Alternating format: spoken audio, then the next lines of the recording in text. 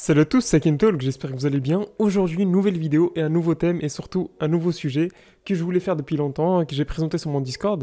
D'ailleurs, pour ceux qui sont intéressés, n'hésitez pas à rejoindre mon Discord ainsi que mon site Invest Talk qui parle de crypto-monnaie et ainsi de l'investissement sur Internet. Donc pour ceux qui sont intéressés, n'hésitez pas à le rejoindre. Tous les jours, il y aura un nouveau blog. D'ailleurs, aujourd'hui, il y en a un qui est sorti.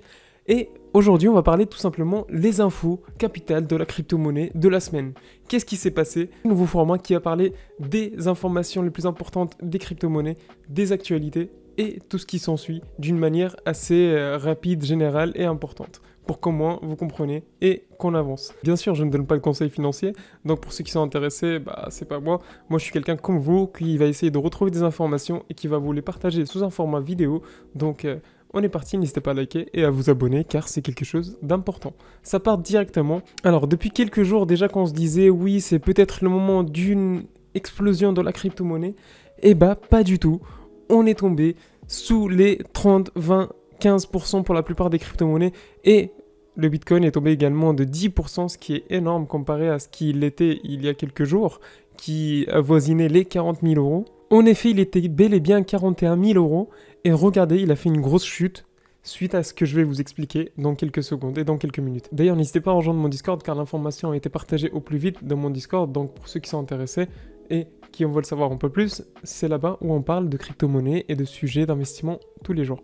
Donc, alors comme vous voyez, le groupe immobilier endetté à hauteur de 300 milliards de dollars, c'est ce qui a provoqué un peu cette baisse dans l'économie et ainsi de la crypto-monnaie, dans le monde de la crypto-monnaie, menace désormais de s'effondrer avec le risque d'emporter une partie de l'économie sur son passage. Evergrande, un groupe immobilier chinois qui s'occupe un peu aussi de différentes choses, il est endetté en ce moment. Donc les places boursières sont tombées dans le rouge ce lundi. Déjà même dans la bourse, il y avait énormément de pourcentages qui étaient en baisse. Evergrande, si vous voulez savoir, c'est un promoteur immobilier chinois, le deuxième du pays, donc il a une capitalisation assez importante. L'entreprise a connu une ascension fulgurante jusqu'à l'introduction à la bourse de Hong Kong en 2009. Evergrande lève 7,6 milliards d'euros alors que la Chine est en pleine frénésie immobilière. Oui, à cause de ça, on a eu un souci de la crypto-monnaie. Ce que je veux vous partager, c'est qu'il faut faire attention, puisque la crypto-monnaie et les systèmes financiers, ils sont tous un peu corrélés. Par exemple, la bourse, si elle tombe, il y a peut-être moyen que la crypto-monnaie suive, que ça fasse un effet de snowball. Je dis pas que c'est totalement vrai, mais il y a des liens. Donc si les liens sont un peu touchés, ça peut casser. Il faut suivre un peu les tendances du Bitcoin, de l'Ethereum, etc.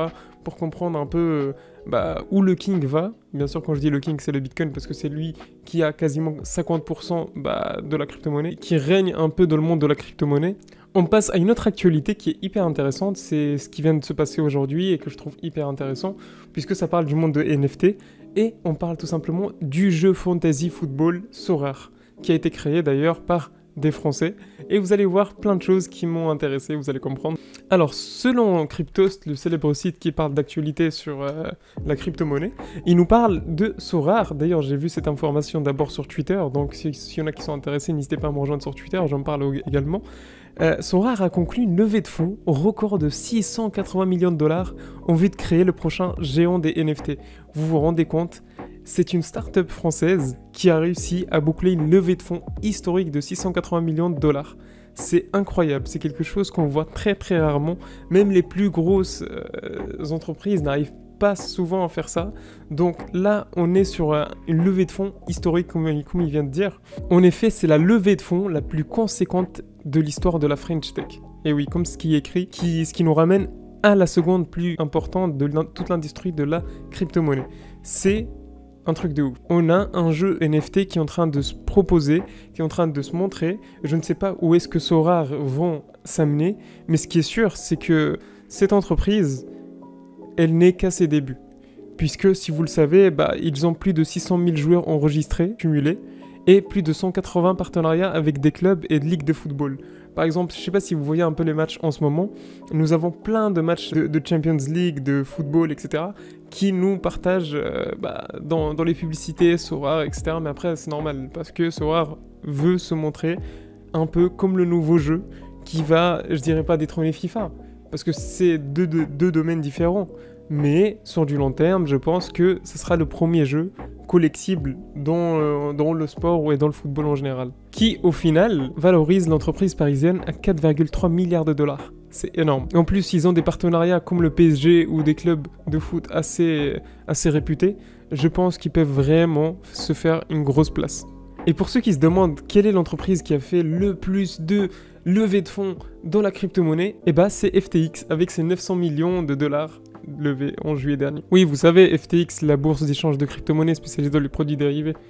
Oui, celle qui s'occupe de trade les crypto-monnaies comme un peu Binance. Pendant que la crypto-monnaie baisse et chute, nous avons aussi le Salvador qui continue ses achats, son shopping, ses petits investissements.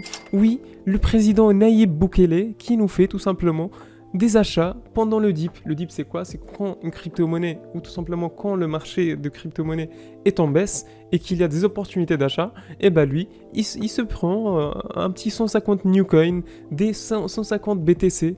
C'est simple, c'est comme ça. Maintenant, le Salvador a plus de 700 coins, ce qui équivaut, si on calcule tout de suite, attendez, on va calculer maintenant direct. J'ai pris une base, j'ai pris une norme. Si le Bitcoin est à 36 000 euros et qu'on multiplie ça par 700, ça nous fait quasiment 25 millions de dollars. Ça va? Non, ils se mettent vraiment bien, c'est pas... C'est quelque chose, c'est un petit chiffre, c'est rien, c'est pas quelque chose d'énorme. Le Salvador fait ses petites courses avant que la déferlante de Bitcoin arrive. Oui, c'est important pour eux. Non, je comprends, c'est des petits pourcentages. Il faut bien qu'ils profitent des soldes, non? Mais en tout cas, courage à vous, le Salvador. Dernière info du jour, eh ben, on va parler du Brésil. Oui, vous savez, ce pays incroyable où on a énormément de choses. Eh ben, aujourd'hui, le Brésil, et surtout des banques d'investissement dans le Brésil. Oui, il y a eu la plus grande banque d'investissement du Brésil qui a lancé sa plateforme de trading en crypto-monnaie.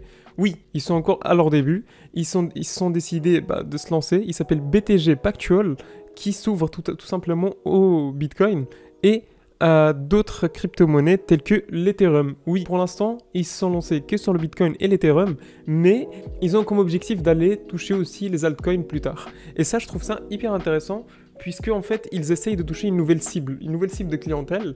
Et cette clientèle en question, c'est sûrement les jeunes, les personnes qui ont entre 25 et 40 ans. Oui, la clientèle, c'est une cible plutôt jeune, qui n'est plus un peu dans le monde de la bourse, mais plutôt dans la crypto-monnaie. Ce qui veut dire, si on devrait donner une chiffre, même si c'est pas non plus jeune, même si c'est pas non plus vieux, c'est entre 25 et 40 ans. Après, bien sûr, il y a des gens qui dépassent cet âge, et je comprends totalement, parce que même moi, si je vois de la crypto-monnaie, je vais me dire « Oh, ça a l'air intéressant ». Comme ils disent ici, étant donné que cette classe d'actifs est nouvelle, nous proposerons aussi du contenu qui permet d'éduquer et d'informer nos clients sur ces actifs et la technologie. Oui, en soi, ils essayent de faire un peu le Binance, mais version Brésil. Oui, bien sûr. Vous avez vu comment ils ont réussi à s'imposer Binance en lançant leur plateforme d'échange. Et ensuite, ils ont lancé également quelques articles d'éducation, etc. Mais je pense que cette banque d'investissement vont peut-être rajouter, je sais pas, des formations en ligne ou des choses comme ça.